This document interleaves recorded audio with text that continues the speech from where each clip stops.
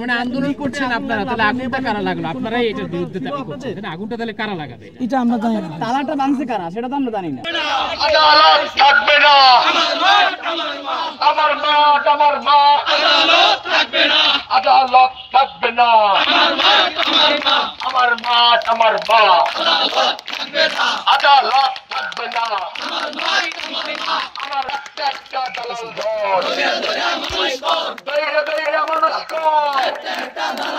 আমরা fire fighter থেকে শুনেছি যে আদালতের কোনো একটা কক্ষে আগুন লেগেছে, তারপরে আমরা এটা নিশ্চিত হতে পারি নাই। মানে আন্দোলন করছেন আপনারা, তাহলে আগুনটা কারা লাগলো? আপনারাই এটার বিরুদ্ধে দাবি করছেন, আগুনটা তাহলে কারা লাগাবে? এটা আমরা জানি না, তালাটা ভাঙছে কারা সেটা তো আমরা জানি না। তালা যারা এবং আগুন নিবানো আমাদের যে তৎপরতা, সেটা ফায়ার ব্রিগেডের সাথে কথা বললেই দেখবেন আমরা সমস্ত কাজ ওনাদেরকে হেল্প করেছি। তাহলে কি আপনারা মনে করছেন এটা পরিকল্পিতভাবে কেউ আগুন? না, আমরা এটা আমরা জানি না, আমরা স্টুডেন্ট মানুষ, আমরা অনেক কম বুঝি, আমরা জানি না এই ব্যাপারে। আমরা সাথে সাথে এই থানাকে ইনফর্ম করছি, সাথে সাথে আমাদের এখানে সেনাবাহিনী হেডকোয়ার্টারে ইনফর্ম করছি। আরেকটা বিষয় যে আমরা সময় সংক্ষেপের কারণে আমরা আজকে করতে পারছি না। আমরা একাত্মতা পোষণ করার জন্য শহীদ মিনারে একত্রিত হচ্ছি, আমাদের জন্য শহীদের পরিবার অপেক্ষা করছে। আমরা আজকে সরকারি মাদ্রাসায় আলিয়ার সাধারণ শিক্ষার্থীবৃন্দ আমরা একটা দাবিতে, আমাদের প্রাণের দাবিতে সকলে এক হয়েছি, এক প্রাণ হয়ে আমরা আমাদের দাবিকে সফল করেছি। আলহামদুলিল্লাহ। আলহামদুলিল্লাহ। আমাদের একটা প্রাণের দাবি ছিল যে আমাদের কেন্দ্রীয় খেলার মাঠ থেকে অস্থায়ী আদালত নামে যে বিচারিক প্রহসন ভবন ছিল, সেই ভবন যাতে অনতিবিলম্বে সরিয়ে নেয়।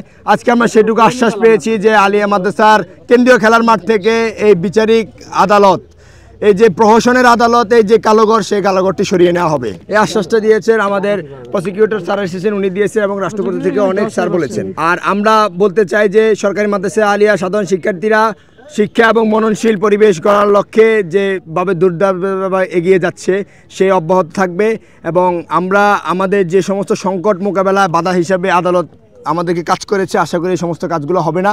আমাদের আছে, আপনারা দেখতে পাচ্ছেন সরকারি মাদ্রাসা আলিয়ার ক্রীড়া ও বার্ষিক সাংস্কৃতিক অনুষ্ঠান 2025, সেটা আজকে পুরস্কার বিতরণী অনুষ্ঠান ছিল এবং কিছু ইভেন্ট খেলা আমাদের ছিল। সেই খেলাগুলো আমাদের আজকে বেসকে গিয়েছে এই শুধুমাত্র বিচারিক প্রহসনের যে দীর্ঘদিনের দখলদার স্বৈরাচারের কালোঘর, সেই কালোঘরটির জন্য আমরা আজকে এটা থেকে বিদায়ী হয়েছি। আমরা এখান থেকে মুক্তি পাবো ইনশাআল্লাহ। আমরা আমাদের যে উদ্যমী গতি, সেই উদ্যমী গতিটা আগিয়ে যেতে পারবো ইনশাআল্লাহ, আশা করছি।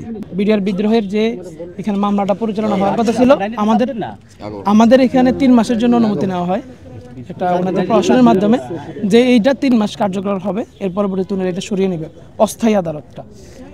এই অস্থায়ী আদালত 3 মাস আজকে এই পর্যন্ত, 3 মাস এখনো শেষ হবে। কারণ আমরা পর্যায়ক্রমে অনেক দাবি করে নিয়ে আসছি এই মাঠটার থেকে এখানে সরানোর জন্য, এটা সরানোর জন্য আর কি।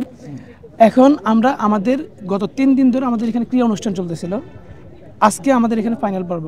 এখানে আমাদের পুরস্কার বিতরণ হবে, আমাদের ইসলামী আরবি বিশ্ববিদ্যালয় থেকে বিসি স্যার আসবে, শিক্ষা বোর্ড থেকে চেয়ারম্যান স্যার আসবে, আরও অন্যান্য গুণীজন আসবে, সাংস্কৃতিক অনুষ্ঠান হবে।